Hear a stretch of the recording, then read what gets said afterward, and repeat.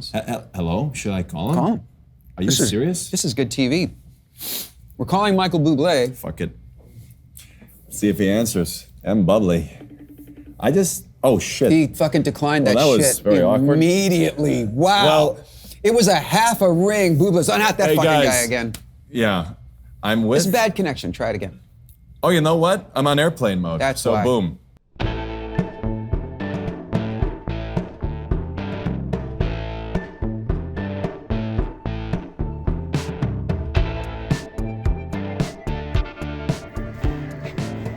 Okay, so first things first. The wonderfully talented guys who I work with on my show, Stories to Tell, who edit and do the sound, great guys. All they ask of me is to just not record things like this for the show outdoors, because it doesn't sound good. There's birds chirping, there's wind, and you'd think that I could just grant them that one request. But this is just too beautiful, and I needed to show it to you. And we are going to hear birds and maybe people on the street down there. I am into my last week here in Sydney. Daisy and I have been here for 2 months, where I've been filming The Voice down here. I have had the best time. I had no idea how much fun I would have had. I kind of don't want to come back. It's so peaceful here in Australia and wonderful, and we just feel so at home here. People are great. Yeah, we don't want to leave. So I hope to come back soon. To all of you who I've bumped into on the street here in Sydney, thanks for all the shout outs and kindness. And but no, I'm half kidding. I'm looking forward to coming back home and getting back to work, different kind of work, getting back to what I do, doing shows and making music. Can you hear that? The birds, they sound like monkeys. It's crazy. Anyway, today's episode of Stories to Tell. This is one of those episodes we did early on in the process when we thought, well, maybe we'll do some on location. Maybe we'll switch up locations. Maybe we'll do some at my house, at my bar, and then others will go out to locations in LA. And we did a few of those, and this is one of them. And we learned that there's just a better vibe at my house for a multitude of reasons. But this one we did with this incredibly talented young man, Matt Friend, and you'll hear about what our connection is during the episode. But Matt is just blowing up everywhere. He is the talk of the town. He is the it guy. I'm very happy for him. He works really hard. He's very talented and funny and deserves all this incredible success he's getting. So we found a bar in Silver Lake, California, called the Friend Bar. So it was a no-brainer. So Matt, Friend, and I showed up there and hung out for an hour and talked about all kinds of stuff, and we had a blast. And that's what this episode is. You should follow Matt Friend on his social media, and you should subscribe to my show, Stories to Tell, and you should download every episode, because we're just getting going. So enjoy this episode with the incredibly talented Matt Friend right here on Stories to Tell.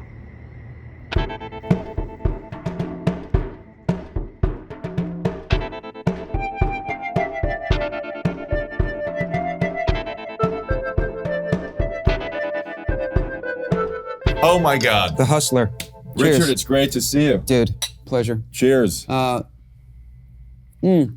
is really good. Before we get to talking, I feel Yes. like the listeners and the viewers need to have me tell them a quick story. So Please. maybe a year ago, you can fill in the blanks. Maybe a year ago, this guy, Matt Friend, starts blowing up on social media, and I'm seeing him in my popular page on TikTok and Instagram. And I first see you really doing Goldblum. Yeah, yes, of Which course. I thought was so great, because I'd never really seen anybody do Goldblum, and it was spot on. Thank you. And then I see you start to do the Trump stuff. And I think this is the best. This is absolutely the best I've ever seen. So after like I see like 4 or 5 of your Trump bits, we'll just leave that there. I put you in my story, and I was like, because I was thinking I'm doing such a good deed because you were this up and coming young comic. I was grateful. And impressionist is still the right word? Sure. Yeah. Mimic? Whatever you want to call it. And so I put you in my story, and I was like, if you haven't checked this guy out, does the best Trump, and does all these other voices, he's phenomenal, check him out, Matt Friend. 10 minutes later, you DM me. Richard, thank you so much for the shout out. Also, I think you know my dad. And I go, who's your dad? And you go, I said, who's your daddy? Yeah. And you said, Bill Friend. Who I went to fucking 6th grade with. And you go, holy shit. Yes. It's unbelievable. And look at us now. Hi, Dad. Thanks for tuning in. This is such a bizarre thing because as we were talking about, there's this sort of like group that has reformed from our old school, which I'm loath to even say the name because it's just the most obnoxious named school ever, the North Shore Country Day School. Your dad, Rich Appel, John Mullner. Yes. And we all like now are back in touch. And it's unbelievable. And wasn't there somebody else you mentioned too? From my dad's college time, but that was a separate one. Right. Yeah. So I guess I'm a Nepo baby is what I'm trying to say, right? But so through that, we started following each other. It's unbelievable. And then you just started, I take full credit because the timing was too coincidental. You're the Simon Cowell to my Susan Boyle, baby. Thank you. This is what I'm saying because within weeks of me doing that, you blew up into the biggest thing since Frank Gorshin. Susan Boyle. Since Frank Gorshin. I thank you for being an advocate and for having me on this porn shoot. And it's after. For this OnlyFans experience. This is like the fluffer segment. Absolutely. Fluffers. Fluffers, yeah. But it's been a wild year, and I'm grateful and very excited. Just so much cool stuff happening. All right, so catch me up a little bit because I don't know. Yes. I know you grew up in Chicago, where I'm from. At what point did you go, I'm good at sounding like other people? I was 4 years old and I watched the movie Austin Powers. And I just got so completely transfixed by comedy through watching that movie. Did you only imitate Austin Powers? I was doing all the Mike Myers characters, like Dr. Evil, Fat Bastard, Gold Member. Right. And I don't know what it was about it. I just became really drawn to old school show business. I love the history of comedy and late night. And I grew up with YouTube. I'm 25 now. So in middle school and high school, I just was watching Ed Sullivan and Dean Martin and Rich Little. And you were never getting laid. I was the biggest nerd. Well, at 8 years old, I was happily not getting laid. Yeah. But unlike Richard, right? But that's why he's having a cocktail at 2 o'clock on a Wednesday, right? Don't mean nothing. Anyway, don't mean, that was the noise Richard made when he was getting laid the first time. Don't mean nothing. That's where it came out of. Absolutely. Your viewers will say, why did your guest not take an Adderall or fucking Ritalin or something? The opposite. Just loved that era of show business. What do you think as a little kid? Because I actually can relate to that. When I was a little kid, even though I was so music driven, I was fascinated with old school Hollywood. I loved it. Showbiz. I loved it. I don't know what it is. It's just an exciting time. It just felt like anything is possible. I would go to school, I was so like grand. At 10 years old. Now I'm a lot older than you, but still, it's relative. Richard, I would say, we know. I would say to my friends, do you ever see any of those old Jack Paar episodes? And, dude, what the fuck is wrong I with joke, you? whenever I match with someone on Raya or on Hinge, if their favorite TV show isn't your show of shows, it's not going to work. Has to be a Sid Caesar fan. Yeah. So you get really into Mike Myers. Really into Mike Myers and Phil Hartman and Dana Carvey and the SNL ones and obviously more recent the Bill Hader, Fred Armisen SNL cast because that was the one I grew up with. Yeah. And then I loved animation like Family Guy, Simpsons, and it just was insane. My sister called me a glorified parrot recently, which I think will be the name of my special.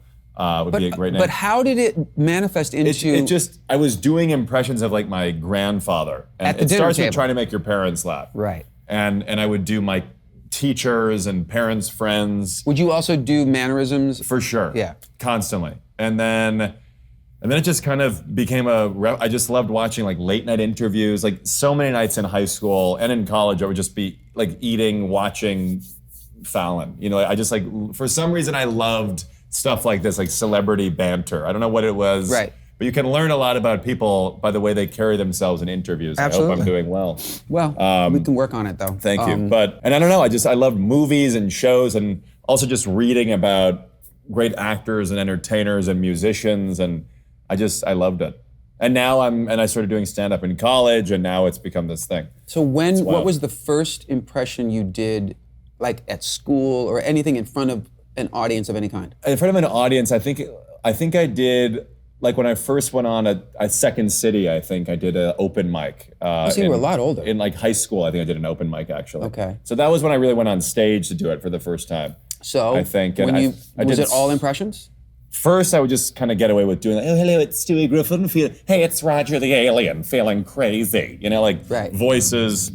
And did you write a material for the voices? I tried to, I think early on, but I would really just get away with doing a couple voices on stage. But repeating the bits that they did, verbatim. You mean like a celebrity?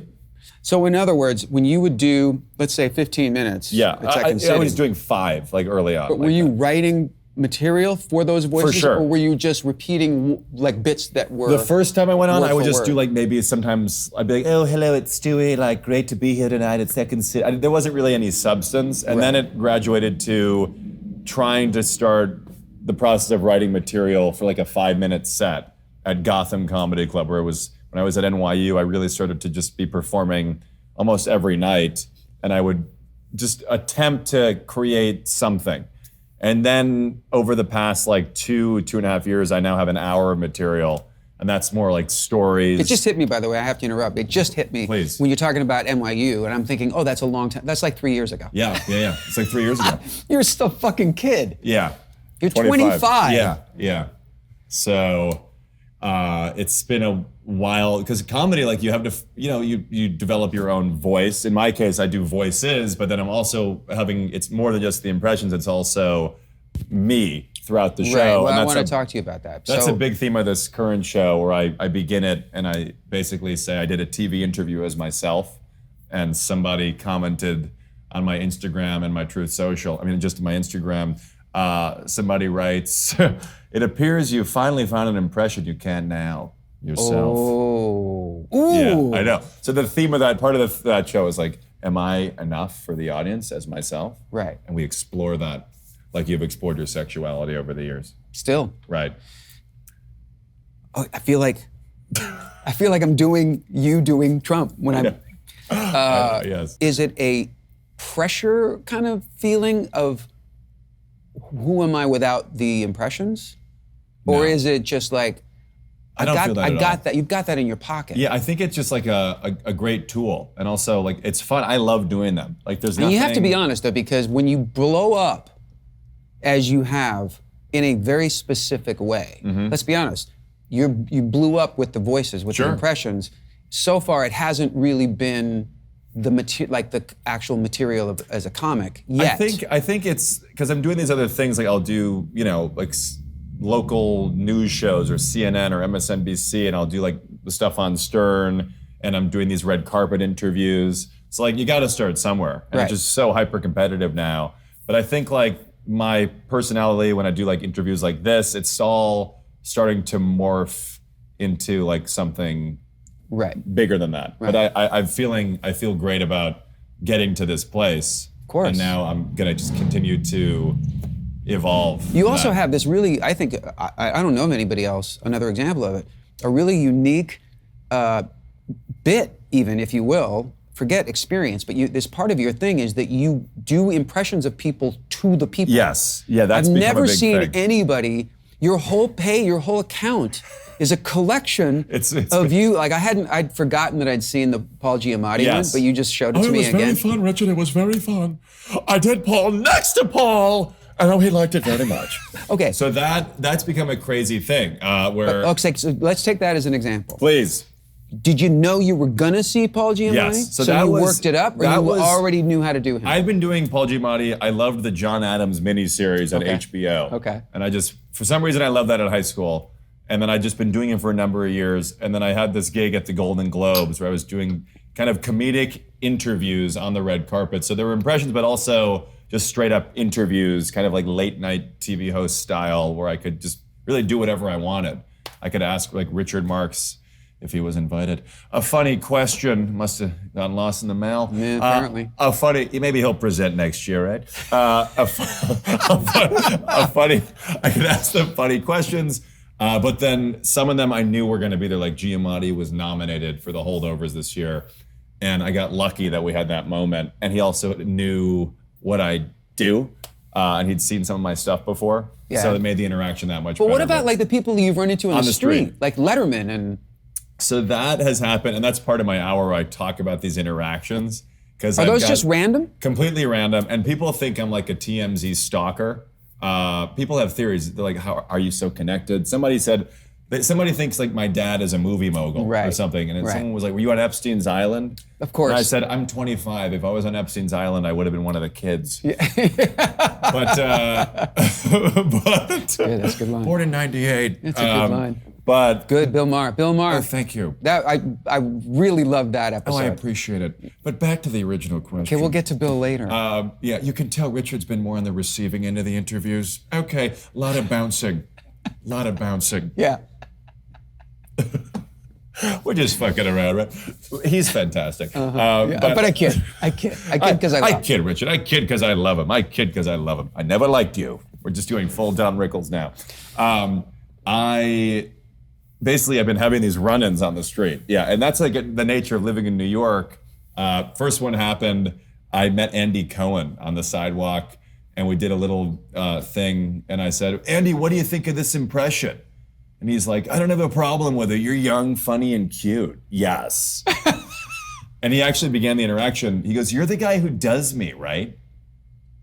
And so you had been doing him on your page? I've been doing him on my page. And that's just the timing of TikTok and Instagram, and timing is everything. So in some ways, the pandemic was really kind of great for me because, well, I honed it, but also the exposure of platforms like TikTok and Snapchat and Instagram completely accelerated my process of getting viewership. Oh my God! Did you just say you have a process now? I'm an artist. Wow. Well, I mean, my process of. You're from Chicago. Fuck off. Yeah, fuck off. My process. The process of getting here.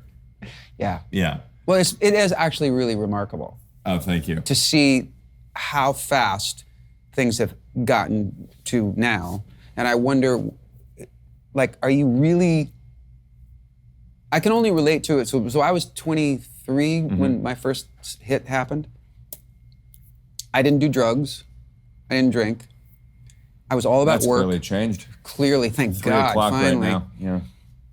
And I don't remember anything except pursuing the prize more. Like how do the only regret I have looking back, and I say this to you now, and I feel lucky enough to know you off camera as well, is the one regret I have is that I didn't enjoy the ride because I was too busy promoting and working and trying to top, and it's a very tricky thing. And I wonder, you're a year in, you know that you have blown up. Are you consciously enjoying it yet? I don't feel like I've blown up. That's the thing. It's really? I appreciate what you're saying because I saw you on Kelly Clarkson, I think, and you said at this stage you were on a talk show in England, and you talked about how you can appreciate where you are now in your career. Like you felt like you were, like you said, unable to appreciate it. You're more in the moment now. Yeah. There's definitely an anxiety. Like there's a constant quest to be processed. Now there's a constant desire. I'm very hungry and insanely motivated. So, and comedy is a relentless thing. It's like you get up night after night, you keep testing material. No one's gonna outwork me. I'm willing to out-hustle anyone. Yep. But I mean, it's a mixture of there's but like forget talent, Santa Monica Boulevard. Yeah. Yeah. Exactly. But I'm definitely enjoying it. Like it's insane. It's insanely crazy and fun. Like I realize like a lot of my friends are like in finance or something, and I'm at the Golden Globes. I'm sitting here talking to Richard Marx. Like, it's not usual what's happening in my life. But it's also a weird thing because now it's kind of feeling normal in a certain way. Yeah. Like doing things like this, it's almost like, yeah, this is just what I'm doing. Like I'm a comedian and these things are happening. But I'm definitely enjoying myself, but it's intense. I'd be lying if I didn't say it wasn't intense. It's a lot of energy you're putting out there. Yeah. I mean, the only thing I would say... But I wouldn't have it any other way. No, Yeah. no. But I figured that. Yeah. But don't ever try not to lose sight of keeping in the moment. Because it's like, this particular... Sorry, what'd you just say? Yeah. Oh, who's on your... Oh, sorry, yeah, wallpaper? my wallpaper is Daisy Fuente. We have the same wallpaper. It's so weird. Yeah. Who wouldn't want to have Daisy as their wallpaper, right? Daisy? Go ahead. When you are... It's 2 o'clock in the morning, you can't sleep because your brain's going, you're writing. That happens constantly. Are you writing... I put on a Richard Marx song, immediately makes me fall asleep. Yeah. You're welcome. Yeah. Are you writing material that's just funny material, or are you usually writing material that's connected to a voice? I don't really rarely do I write something down for an impression, really. Writing, So when you riff Trump, which Yeah, you do constantly, even just in conversation. For sure. You're just riffing. Yeah, that's totally riffing, yeah. Fucking amazing. Well, that's also what he does. Right, I that's think. true, that's you true. think Trump is sitting down writing, tomorrow I'm going to say Rosie O'Donnell is a slob and a fat pig. Yeah, he's really writing that down. Yeah. Okay. I love that Trump takes the time to really write. Like he has a notebook of, Yeah. you know what, I I'll don't like Sleepy Joe. Let's call him Crooked Joe. We're going to edit that. He has a Word doc. Trump is just editing these things in his computer. Donald Trump has a Google What's doc. punchier? Yeah, what? He has a writer's room. I love the Trump writer's room. What's punchier, right? You like Crooked Joe or Sleepy Joe? I like Beijing Biden. What do you think about Beijing Biden? We tried that last year. Let's get another. Ralph, can we get another edit of that, please? Of Sleepy Joe, Ralph? That's his fake writer's assistant in my head. Oh my God, that's fucking brilliant. But I do a lot of writing walking. I mean, I'll walk a lot in New York, and like I'll write things into my phone or quick thoughts. Are you talking into your phone? For sure. Yeah, I sing into my phone. You like do? a fucking psychopath. Oh my God. Yeah. I like that. Goldblum was the first one I saw you do. Very good, of course. Mr. Richard Marx, your star is continuing to rise, of course, yes. I don't typically drink cocktails. I'm more of a natural man myself. I don't drink coffee. I like water, liquid of the soul. Hot tea, he likes hot tea. As my acting teacher, Sandy Meisner, used to say, the hotter the tea, the stronger the performance. There may be trouble ahead. A lozenge in my pocket here, a lozenge for you. Yeah, Goldblum is very sensual. What is this thing he does with his hand? Why does he when he's talking? And he's always... It comes from something. And he's always... Is he really that curious? Have you gotten to know him? A little bit, not really. I just saw him at the SAG Awards, crushing the game, and I saw him. Richard, he gets here. He's like, "So you making enough bread to get an apartment here?" Well, Rich, you tell me. I did ask him. So I'm at the SAG Awards, and right? I used the word bread. Yeah, bread. Yeah, I love these terms. Are you making enough bread to like have your own place here? And you were like, yeah. I don't know. I gotta. We're still working hard. If you want to pay me, that'd be great. Yeah. Please give me money. For this? Please give me money. So not so far. Okay, great. You haven't earned anything so far. Please just give me a monthly retainer. Was Goldblum the breakthrough He's for the you? best. But what do you think he was the breakthrough for your attention? Well, on TikTok, it was a moment like 21, 22 years old, finishing my last year of college, and I posted like Timothy Chalamet and Rami Malek, and those are the first two that really, the political stuff didn't take off until I think like a year and a half ago. People don't realize that, and then it was all actors. That's when I really caught on. And then the Goldblum I was doing, I did a series of like celebrities putting on face masks early on in the pandemic. So like going, oh, this mask is very luxurious. I don't know. I was just I did like Rami Malek. You're scared. Oh my God. Put this mask over my little face. Like shit like that.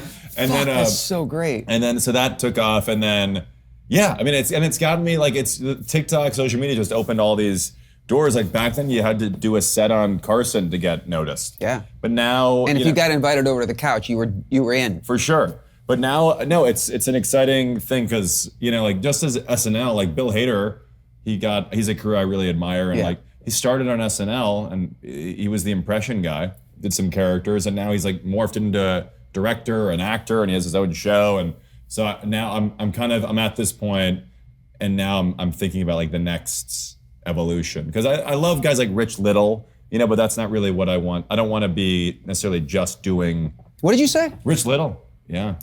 What do you got here? Dude, so part of what I do in this show is I Yes. like to give my guest a piece of vinyl. Oh my God. And I wasn't sure what to give you, and I thought, I don't know if he's gonna give a shit about this. And I got this on eBay. Okay.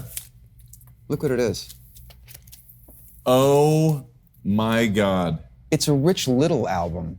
How the fuck did you I know you didn't know what I got you. That is unbelievable. Thank you, Richard. Richard Come on. buys Rich. This is incredible. The First Family Not that you have a Rides turntable, Again, but- starring Rich Little. So Rich Little, for the people who don't know. Incredible. Thank you so much. Well, this is yours. That's You can throw it over amazing. there. Rich Little was like, That's Rich incredible. Little and Frank Gorshin were the only guys who really did celebrity impressions. Right. And made a Well, there was career out Von of it. Meter. He did a JFK impression. Then JFK got killed. you And had then to Lenny stop doing Bruce that. went on stage and said, Von Meter's fucked. Yeah. Yeah. He also looked just like JFK. Wow. I talk about that in my show too, and I say, well, good thing I I have bet. 250 more for you. Yeah. Yeah. But yes, Rich Little, and it was also an interesting time too because it was pre-SNL, so that he was kind of a one-man version of it. He is alive. I actually saw Rich Little a couple years ago in Vegas. He Yeah. comes out, I'm still alive. Yeah. His whole act is He's dead. 90, right? Whole act is dead. Yeah. It's like 84. Before I forget, I mentioned to you before we Massive started. Republican now. Yeah. Is he really? Big one, I think. Interesting. I had drinks last night with a very talented writer, director, producer named Alec Berg. Great. And one of the many things that he's done, my favorite thing that he's done, he's worked on Curb and Seinfeld and did a show called Silicon Valley. But he co-created, produced, and directed Barry with Bill Hader. The best. And I love that series. That's my favorite series of the last 10 years, for sure. It's incredible. And so we were having drinks last night, and I said, we were talking about the trajectory of his career, and I said, okay, so who has been the biggest disappointment of someone you admired and worked with or met that totally bummed you out? You said Rick Springfield, was it? Yeah, it was weirdly. Okay, got it. And I said, and who exceeded your expectations? And I won't tell you who he said first, because I don't really am into trash talking. But he picked somebody who's well known, who he worked with, and he said it was the most miserable experience of my life, and the guy's just a piece of shit. And he said, as far as the best, it's Bill Hader. And he went on for 10 minutes to tell me stories about Bill Hader as a person. And now I'm dying to know Bill Hader. I mean, I'm a huge fan of Bill Hader's. too. But I That's can tell great. you are. And isn't it great to Huge. hear stories about people you Huge. really admire where you go, everybody says, he's the Oh. best fucking guy. Because there's the never meet your heroes thing. I've been lucky to meet a lot of people, and most of them have been unbelievable. Except Same. Richard, a complete nightmare. Ellen DeGeneres working on that show. I'm joking. We love you, Ellen. You're a great woman. But no, Richard's fantastic. But no, there is that element of don't meet your heroes. But that is great to hear. Yeah. I love that. I'm kind of the same. I've only met. I love to meet the heroes. I've only met a couple of people who bum me out. Yeah, really? Yeah, a Oh couple God, of people. I want to hear about these. I'll tell you later. Okay, great. And sometimes I think to myself when I look back, I think, well, maybe they were just having a bad day. Like John Stamos. Oh, you do not want to dick, talk to him. total Yeah. dick. Yeah, total. He's the best. Yeah, We love him. yeah, yeah. No, that was it. Is that I wanted you to know. I love that. Have you never met Bill No, Hader? I saw him at a party briefly. Would you be nervous meeting Bill Hader? He was a little intimidating. I do well with certain people, but he was it was a party. I tried to talk to him on the carpet. It didn't really work out. Did you feel like you were trying too hard? No. No. I also have a good, when I was 12 years old, if I saw someone at a restaurant, I would try to get a photo with them as a 12-year-old kid. But now you can't be in this, I can't be in this business being a comedian or actor running up to people. You have to have a level of chill and normalcy. Or you have to have clearance. Totally. You have to have clearance. But if it was on a red carpet at an award show, that's like a good excuse to go up and try to say hello. 100%. But that's not like dinner at Craig's or something. Although at Craig's, I'm sure people come up to you all the time. Well, I mean, inside Craig's, it's always people you know. It's ridiculous, yeah. You know, and it is. That's one of those. It's the only place that we go really where it's kind of sceney because we don't really like those places. Dantana's? But Craig's is. No, I Okay. used to go to Dantana's back in the day, but it's been a long time. Musso and Frank's? Musso and Frank's. Daisy has never been to Musso. I was and there like a Frank's. month ago. We should go and have martinis there. I would love to. Yeah. The thing about Craig's is Just like you like, taking a 25-year-old boy out for martinis. Yeah. Classic Richard Marx. Yeah, I There we forget go. these things. Do you go to Craig's? Do you like? It's great. Yeah. Great. Love it. But it's I love the Hollywood stuff. it's a you know? networking- Speaking of my influences, I think of the Hollywood guy, and I have this like alter ego when I come here. I'm the Hollywood man. It's like kind of Phil Hartman inspired. Right. Let's go to Craig's, have a martini. Who's an old school person you do that no millennial would know? Oh my God, there's just so many. Because one thing I love about your repertoire is you do people you wouldn't expect anybody to do. First of all, doing a Bill Maher. Can we get into that? Yeah, You just okay. did. I just started doing it recently. He doesn't want to. He didn't like it because And he doesn't want to finally- know that he sounds like an entitled little bitch. Okay, new rule, don't talk to me like that, okay? You know what, if you're gonna talk about being entitled, come up with a hit in the past 10 years, or 40, okay? New rule, Richard Marx is an asshole, okay? I'm just I didn't saying. say it, Bill said it. That's No, good. yeah, it's funny, he said, I don't hear it, but maybe you didn't hear it, Bill, because you're high. Okay? But you've It's pretty cornered solid, the right? market. It's not bad. It's really not good. great. No, it's really good. What's up with you know what really pisses me off about the left? By the way, I want people at home, when he speaks as Bill Maher now, I want you to close your eyes and don't watch him. Although you do a pretty good Yeah, visual. to the people at home, Dolores in the nursing home, hi, how are you? Happy 95th birthday, okay? Hey, in those places, my songs rock. But it's when you close your our riffing eyes. is great. It is, yeah. It's just great. It's almost as great as Richard Marx singing backup on All Night Long. It's fucking dead on perfect, Thank that you. Bill Maher. Thank you. Wow. I also do John Oliver as well. Okay. Good And evening. you ran into him on the Of course I street. did. Tonight, thank you very much, and welcome to Richard Marx's It's Robin fucking Leach. podcast. It's Robin A little bit, Leach. yeah. Dana Carvey did a great Robin Leach. Yeah. Yeah. Lifestyles of the Rich and Famous with Robin Leach. Okay, come on, old school, like Milton Berle's penis, I do an impression of, but it's too big for too this big. podcast. Yeah. Who else? Oh, I was doing like a Rodney date. I got to work on a Rodney. It's not that great. It's just like, comedy.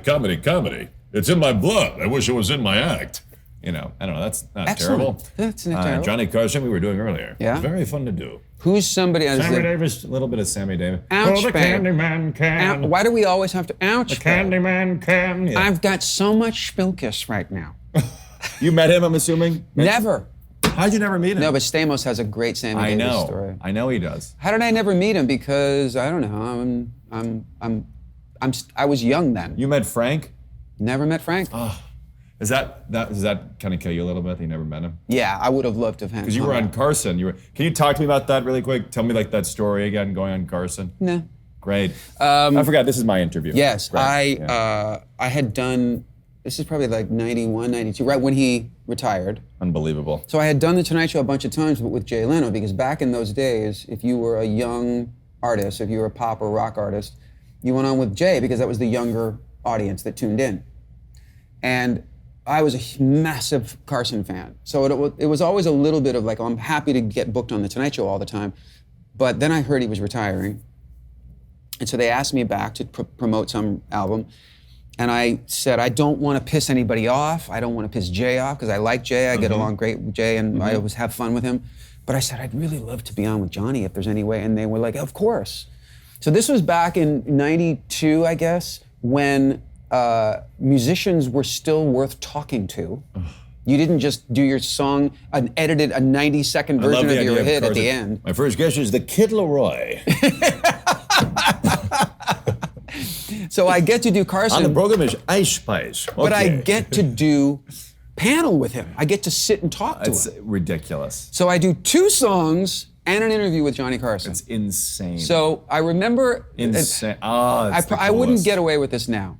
Because even looking back, it was sort of like, I can't believe I said that or got away with it. But at the time, the heavyweight champion of the world was Leon Spinks. He was a boxer who kind of came out of nowhere and beat Muhammad Ali. Right. He was like this rocky underdog guy. I just watched Billy Crystal's eulogy of Muhammad Ali. He references Leon Spinks. Okay, so Leon Spinks was this young fighter who had like trouble talking. I mean, it was very hard to understand him. Yep. When he would do interviews. Like the hecklers at your shows. Continue. A little bit. Yeah. And so I'm only saying that so that at one point I make a joke to Carson, and he said, so I see you're going to South America for you. Is this your first tour there? And I said, no, I've been there before. And he goes, so you have a big audience there? Do you speak Spanish? I said, I actually don't. And he goes, oh, well, you have time to learn. And I said, no. I speak Spanish like Leon Spinks speaks English. And it just came out. And did he laugh? And the audience cracked up, and a few audience members went, whoa! And he laughed. Oh my God. Like full on really laughed. Like hit the table? Pushed away. Oh, it's the best. Like this, did this. Like, I have a picture of it. Oh. And I thought to myself, I'm going to my fucking grave knowing I made Johnny Carson laugh. That is unbelievable. It was better than my Grammy. Yeah, that is, don't you love saying that? Yeah. Go to Malibu, better than my Grammy. That is insane. Oh my God, that is all time. But he was, and I gave him a gift, because his last show was 2 weeks later. I was in the last 2 weeks of his run. And you're able to edit this podcast, right? Yeah. Great, because at least you gave him a gift. I'm like, Kimberly Guilfoyle. I'm kidding, keep going. Oh, wow. I'm kidding, continue yet. So I knew that he was retiring in 2 weeks, and I thought, I want to give him a gift. Right. But I wanted to be clever. I bought him a hammock. You bought Johnny Carson a hammock? A hammock. He said to me, he goes, that's very funny. He said, that was really great. He said, they brought in this big box, and they said, this is from Richard Marx. And I said, what is it? And they said, well, and it was a hammock. I said, well, I figure you can use it now. Oh, that's amazing. Yeah, I was very proud of that. That is, I wonder where that hammock is. Yeah, I don't know. It's in Malibu somewhere. Maybe, I'm sure he was buried with it. Do you ever have any interaction with him outside of it or no? No.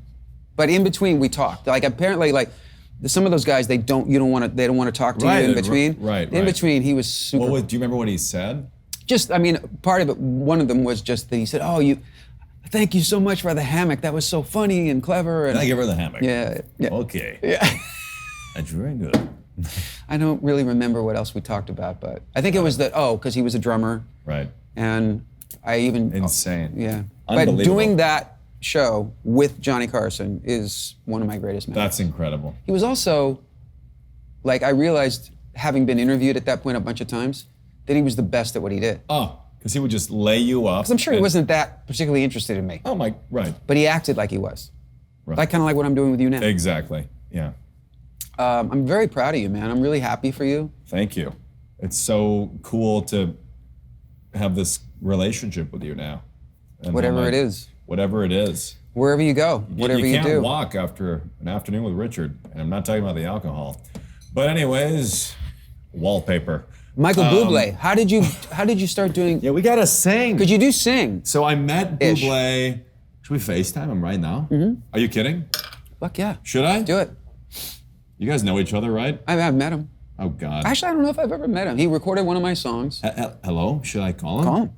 Are you serious? This is good TV. We're calling Michael Bublé. Fuck it. See if he answers. I'm bubbly. Oh shit. He fucking declined that shit. That was very awkward. Immediately. Wow. Well, it was a half a ring. Bublé's not that fucking guy again. Yeah. I'm with. It's a bad connection. Try it again. Oh, you know what? I'm on airplane mode. That's so why. Boom. That was epic in humiliation. You know what, guys? I lied. I'm not on airplane mode. He didn't answer. Anyways. Text him. Come on. Let's see what happens. 1 second. I'm with Richard Marx. LOL. He's a big fan. I'm kidding. Maybe if you said Bryan Adams, he'd take the call. Exactly. You Here we go. You do a good, a mean Michael Bublé, I have to say. I try. It's the eye Hey, we're gonna sounds. cut that, right? I'm kidding. No, it's so weird because we just FaceTimed the other day. I'm sure you did. Sure you did. We did. Basically, Basically, When We met, yeah, I'm not surprised, not everything lasts. You've broken my heart so many times, I stopped keeping track. That's pretty good. That's pretty fucking good. Thank But if you weren't like Birds flying high, you know how I feel. Sun in the sky, you know how Richard Marx feels. You got Breeze, breeze drifting on More of by. Is it Well, I because guess that you got a little relationship's over. Sinatra thing? You think so? Yeah. I love the old ones, the Bing Crosby. Gollum doesn't answer. How about how quickly I got rejected? It's terrible. That was the fastest decline Maybe of a he's on call a I've plane. ever. That's probably what it is. Maybe he's on a plane. I'm sure he loves you. I'm sure he's dying to talk to you. Hey, look at our texts. I'll show you. Oh, well. Great job at the Grammys. It's a lot of bootleg going like this. Oh, please. You're right. Honestly, we removed the dick pics from the text thread. I don't know him, but he recorded a song that I wrote when I was very young. That somehow Which song? I wrote this song when I was 18 or 19 years old with David Foster and a brilliant guy who's no longer with us named Jeremy David Lubbock. Foster, 1819. The age of his favorite girlfriend. Okay, I'm sorry. I'm kidding. Next up on the show is Catherine McPhee. Catherine, how are you? Okay. I'm sorry. Continue.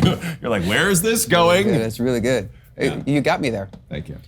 I wrote that song. I wrote this song with Foster and this guy Jeremy Lubbock when I was 18 or 19. Amazing. And it never really became a hit. It got recorded by different people. And then about 10 years ago, Bootleg recorded it. Unbelievable. And so I did get on the phone with him just to say, hey, I'm so psyched that you're gonna. That's He amazing. took my call. Oh, did he? Yeah, it was like. Why don't you call him? I don't have his number. Oh, well, that's there. At least I have his number. Yeah. How about that? I mean, I guess it's better to have a number that gets rejected and declined than to not have it at all. You know what? We did a great duet together recently. I had fun. If you go to his Instagram page or his TikTok page, you'll see that he actually has met Michael Bublé. Yes. And maybe, Great man. I'm just saying, maybe that's why the call's getting rejected now. Right. Maybe you thought it went really well, but maybe not so much. Yeah, it was a complete disaster, and I should really rethink my life and all my celebrity interactions. It's kind of like Stamos thinks we're buds now. Totally. Yeah. Completely. But I'm like, oh God, he's not coming over again, is he? Totally. This was fun. I love the musical stuff that like Luke Bryan. Oh yeah, that's a weird one too.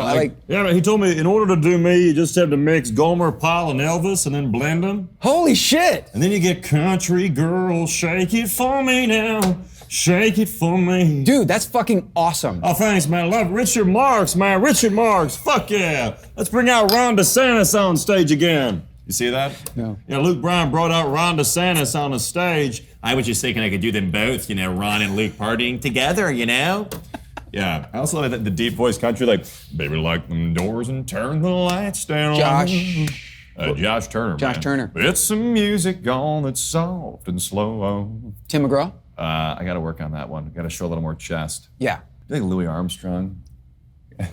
Wow. Oh, when the saints go marching in. Fuck. It's not bad. It's not bad. Yeah. But, I want to okay. get Tom Jones. That's a tough one, though. Yeah. What do you got anything so far? I'm a sex bomb. I can't do it. Sex bomb. You're my sex bomb. And baby, you can turn me on. Make me explode. Although the root. I feel like you're just trying to overpower the old it. town You're just looks trying the to. same. I know you told me you're friends with Hugh Jackman. I am. You know Hugh Jackman? I know the entire "You Got Trouble" song from The Music Man. That makes one of us. Yeah. Are you Mr. Dunlop?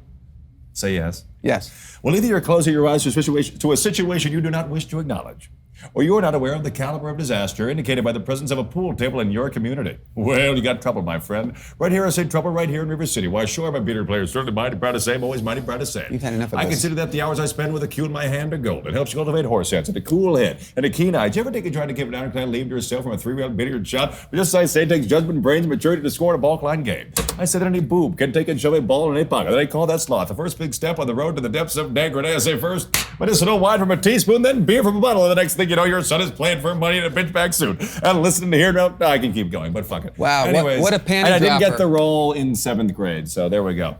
Quite a panty dropper. Is this how it's going to end? It can't end on that. No, it can't end on that. We're going to cut that. We can't cut end that. on that. Yeah. The blade. I think we should end with the buble. No, yeah, that's great. What else could we end with? I want to ask you something. No, ask me another question. Let me ask you this. So Richard, let me ask you a question. And I'll ask you this when you do my show. But, you're a sexy looking guy, right? You're 60 years old, you've done everything. You've conquered the toughest business in the world. Is this my lowest point? In the 80s, believe it or not. In the 1980s, peak Richard Marx in terms of just like you're young, like the fame's starting. How many women at your peak in 1 year are we talking? He asks me this in front of my ex-wife's and my son. Peak number, fine, off camera, you'll tell me. Yeah. He was a Magic Johnson situation. Thousands of women. I didn't answer your question because I'm embarrassed to say that I was already in a relationship and I just wasn't that guy. Got it. Now ask me. You know the old Chris Rock, men are as faithful as their options? Mm-hmm. I actually defeat that. Do you know what I do when I have a girl come over? We throw on the music video for Right Here Waiting, and that's how I finish. That's fine. Yeah. I've gotten more. All of us do that. Your son is actually people, at this production right now. I've gotten more guys laid than Viagra. Excuse me? I'm like. You've got more guys. I've gotten more guys laid than Viagra. This is how you can tell there's not a director of this production. Let's just keep it going. We don't know how to end. We got to do one better Awkward end. pause. Remember the old Craig Ferguson show? Awkward pause. Oh, yeah. Want to do an I awkward love pause? the Craig Ferguson show. Yeah, I did too. I do have so many questions for you, but I'll save them for on my YouTube channel. Do you really have questions? I have for a me? lot of questions for you. Are they all like sterny? No, I would not. No, that was like a joke. Because you can ask me anything. I know. A real question would be, you talk about, like, I was living in the moment. So how would you recommend that someone like me does that as I'm navigating all these things? Because there's a lot to manage. Like like management and agents and, there's a hustle of like a need to be performing and like thinking of how can I like last like you have. It's unbelievable seeing how the career that, that's great. The career that you have built it's like one of the most unique ones ever. And I know we're in different ends of the business, but it's you're beginning and I'm in the end. I mean in terms of music and comedy, it's just like it's not the exact same thing. But what would be your advice to like a 25-year-old who is coming up now and seeing some success early on, like in terms of navigating it? It's an obvious answer. Do everything, and you're already kind of on your way to doing that because the lifespan, the shelf life of a comedian, just as a stand-up comedian, is usually either short-lived or even if it's long-lived, it's not, like I think of someone who, Stephen Wright, for example, who I think it was always one of my favorite stand-ups. Yep. And I could be speaking out of turn because I don't know, but I don't think that Stephen Wright ever branched off into many other things. I think he had a bit part in this movie or this, but he never went into sitcoms. Right. He never went into other things. And so I think it's got to be pretty tough to be 70 years old saying, I got to go do 2 sets at the comedy store. Oh my God. You know what I mean? That'd be, because I look at like the idea of being just exclusively a road comedian at like 40, I don't really envision that in terms of what I want to do. Like I want to be doing stuff on the road, but like what you've built, you're not just on tour every day. Right. Like, like but I also always had a life. Exactly. I had a family. That's part of my question too, because didn't you live in Chicago? Yeah. My parents want me to take the Richard Marx route. And go back to Chicago? Well, like, don't. Yeah. Don't. There's no, don't. I made a mistake. How, you think you made a mistake? Yeah. But you say I didn't think it was a mistake at the time. I thought I was doing the right thing for my family and for myself, getting out of LA, raising my kids in Chicago. And I'm actually glad. Are we glad that you grew up in Chicago? Yeah. You grew up in Chicago? Yeah. My son just went, Wow. So I raised my kids in Chicago on purpose because I didn't want them to be growing up LA in kids. such a Hollywood entertainment-centric. And that was not a mistake, you don't think? No, but in retrospect, like people raise, yes, there are a lot of fuck-up kids here, but there's also a lot of really amazing kids who grew up here. I feel like it's just such, like the Chicago, I feel like there's just more of a normalcy element. And that's what I wanted. Like you, I mean, even like you grew up in Chicago. I'm pretty And that's normal. why, jokes aside, I mean, we've met a couple of times, but in my interactions, you're such a great guy. Ah, No, truly though, there's a lot of people that I'm encountering, and I'm sure it was like this for you early on. Like, there's just weird vibes that certain people have, like Yeah. entertainment, very transactional. Like, hey, buddy, you know, like they just kind of disappear, like they're Totally. just not real. That's why I love the Martin Short, Steve Martin. All my fake show business relationships, Steve, you're my favorite. No, but like truthfully, I think it's admirable that you were able to have a real. How did you do that? Like have a real life? You just removed yourself from it after you had success? yeah, that was part of it. I mean, also, you know, by the time we moved back to Chicago, even though I was still having success on the radio, I was never really. My songs were always more famous than me. I was you like never. that? Yeah. I think that would be amazing. I drove publicists crazy. We want you to show up at this, and I'd be like, I had nothing to do with that movie. Why would I go to that premiere?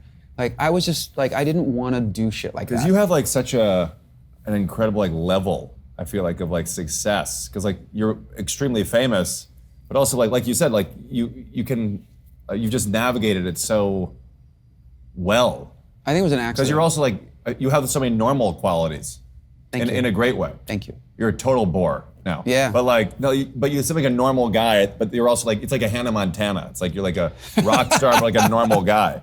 And your father is Billy Ray Cyrus. But Well, I get a similar sense from you, and you know, you're going to navigate some crazy shit because your career is only going to get bigger and bigger, and you're going to get more pressure, and you're going to start to freak out about certain things. It's just Sure. part of the deal. How you navigate that, you have a foundation from your parents, and part of that is your mom from Chicago too? Yes. Yeah. So there's this sort of Jewish mother. Midwest, even better. Yeah. You have this Midwest value system yeah. that always makes you feel like, even when you feel like you're disconnected, that it's just right there. I just got to go plug in over there. Like sure. you're gonna absolutely have these incredible highs. And I hope that I'm wrong about this, but if you have a normal, very successful career, there are gonna be things that happen, they're gonna shake you in a bad way. Mm-hmm. And if you can, whenever that happens, if you can call and say, I'm coming home. I need to come home for a couple of days and just talk and be with my parents. If you can do that, that's going to be your salvation, I can tell you. I think it's nice that Chicago's in between New York and LA Yeah. too, because I've been going there. But part of the reason that I think you ingratiate yourself to people like me or Stamos is that there is a kindness to you that I think, I mean, you are who you are, but it doesn't surprise me because knowing what your background is with your parents and me going to school with your dad, It's crazy. that there's something about that sort of Midwest thing. There's also like a thing, like John is a great example. Just certain people that I've found, like you two, that have like a legit sense of humor. Like in LA, there's like can you make fun of this person because they have so much plastic surgery? Like Right. it might end your, like, we can make jokes about like dick size Right. or whatever. Right. But I feel like that might end a relationship with people in LA. A lot of people are like Oh, yeah. very like crazy, right? Yeah, That's why like you and Rick Springfield, I've never met Rick, but he seems like a guy with that kind of humor. Totally. Too. Totally. And we give each other shit all You the said time. your show is blue, like It's with that. very blue. Yeah. But what I love about my relationship with Rick on stage and off is that we can somehow just instinctively zing each other, but never with intent and never Right. like I'll Turn it on, turn it I'm off. actually protective of him. Like Right. I love the guy. He's like a brother. But I'll also make fun of the fact that, well, it's not making fun, it's like being jealous of the fact that he looks better with a shirt off than anybody I've ever seen. He's 74 Right. years old. It's fucking bullshit. Fuck you. Like, Yeah. fuck you, Rick. Do you think part of the reason naturally that you guys are close still is just you've had this enormous longevity? I mean, like, because I'm sure there were so many people that you started off with that have just completely dipped. I think John Mulaney or someone had a quote about or Seth Rogen said, you just keep going, and then like How did he say it? he said some way of, obviously there's a lot of luck, I thought not you did everybody Seth who Rogen. keeps going. I thought you but- did Seth Rogen. Say it again. I don't really do a Seth Rogen. I okay. got to figure that out. Okay. But Be really good for this story. it really would. I fucked this up enormously. But like, do you feel like a sense of is it kinship? Is that the right word? Yeah, or kindred spirits. Kindred spirits with like people that have that sustained. It depends. Because you're still performing. You don't need to still be performing. Right. It depends, yeah. Sometimes, some guys, I feel like I think one of the reasons, we mentioned before we started, we were talking about Rod Stewart, who's I'm such a fanboy of Rod Stewart, and I've become friendly with him in the last year and a half. Do you think I'm sexy? Sorry. Go ahead. And we have great conversations about what we've experienced and what we've learned, and there's a bond that comes from that. Right. But then there are other guys that I'll run into, or I know a little bit, who it just doesn't click. Like I've tried and been like, hey, and they're sort of like, meh, So okay, not everybody clicks. Right. What do you think that quality is when you click? Good personality. Yes. The people that I don't click with have bad personalities. Yeah, I hate that. A lot of amazing let's wisdom put it this here. way: if I am ever going to become friends with Bublé, it ain't going to be through you. Maybe. Fuck you, Richard. Anyways, This was a delight. a lot of amazing wisdom here, and thank you so much for sitting When am I down doing with me. your show? Very soon. Very soon. What do you tell everybody like Hot Ones? Tell everybody what you got going on. When's this going to come out? Probably in the fall. Okay, great. Well, you'll see I'm on tour. I have shows, mattfriend.com. So ticket prices are the same as Richard Marx's. And great. So go to my Instagram at the Matt Friend, if you know how to work it. And fan base from the 80s, folks. Fan base from the 80s, right? Let's be honest, if we're being honest. So take off your knickerbockers and put them in your chifferobe. And why is your Chesterfield crooked? But anyways, sorry. Oh my God. Woo, Cole Porter is the best. You're the top. But anyways, oh my God. But I kid because I love Fred Astaire. But and this is also why we can't be friends. Why? Oh yeah, I got a day. I got to be making. I'm trying to, buy the house like you have. Or you just can't hold your booze. Right. Good night, This was America. fun. Enjoy your Rich Little album. Thank you, and follow me on Parler. Good night, everybody.